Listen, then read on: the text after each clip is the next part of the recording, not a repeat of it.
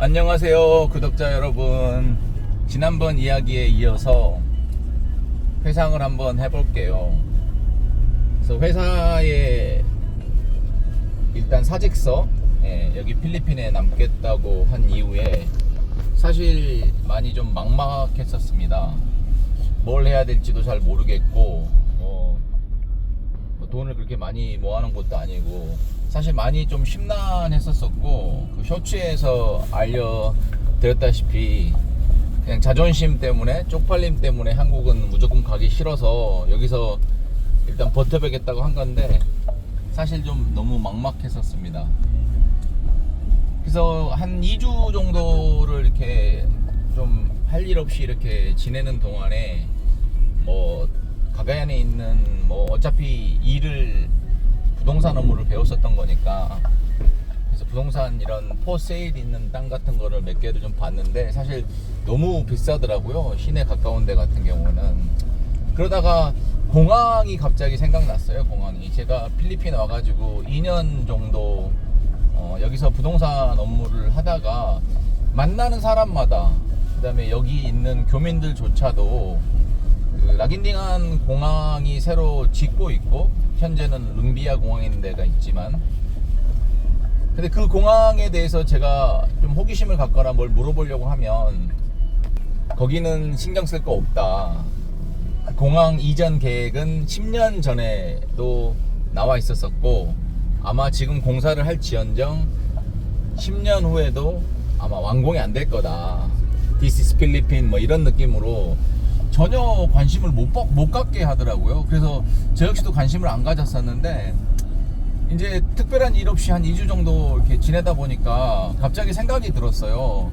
뭐 시간도 많고 할 일도 없는데 공항 공사하는 데는 한번 가볼까? 뭐 공항 이전한다는데 뭐 큰 기대 없이 이제 이렇게 운전해서 이제 공항으로 가게 됩니다. 공항 현장을 가서 보니까 이게 제가 상상했던 거하고는 많이 다르더라고요. 필리핀 사람들이나 교민들이 얘기할 때 거기는 아마 완공되기 힘들 거라는 이런 부정적인 의견밖에 없었는데 공사 현장 자체가 어마어마하더라고요. 그래서 그 뒤로 제가 한 4번 정도를 더 가게 됩니다. 현장 한 2번 정도 더 보고요. 그러고 난 다음에 저희 라긴딩한 공항이 한진중공업에서 그 EDCF 자금으로 공사를 한 거였었거든요.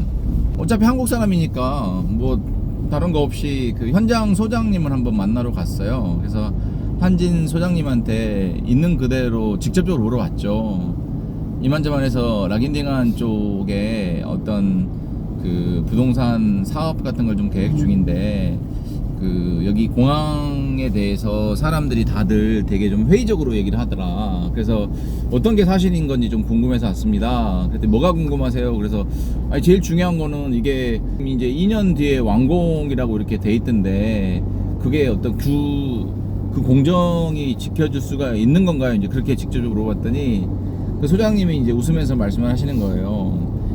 이 공사비는 우리나라 EDCF 자금, 그래서 국가 대 국가로 해가지고 돈을 주는 건데 이게 공사 공기에 따라서 돈이 나오는 거고, 그래서 공사는 100% 완공이 될 겁니다. 근데 천재지변이나 이런 부분 때문에 늦어질 수는 있습니다. 근데 늦어지는 기간이 제가 봤을 때는 6개월 이상은 넘기지 않을 겁니다. 그래서 걱정하지 않으셔도 되고, 저희 경험상 그렇게 하자 날 가능성이 거의 없다고 보시면 됩니다. 그래서 이건 아닌데 내가 듣던 거랑은 많이 틀리네, 이제 그런 생각을 하게 됩니다.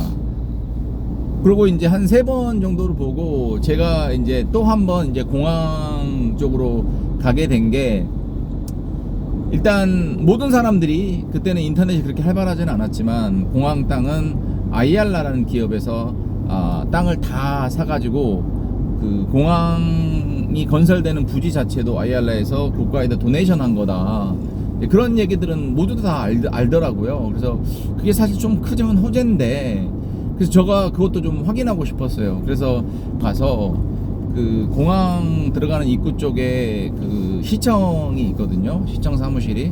그래서 시청 사무실 들어가 가지고 그 어세서 오피스라고 해서 이제 땅 그 토지대장 같은 거를 관리하는 부서가 있어요. 거기 들어가서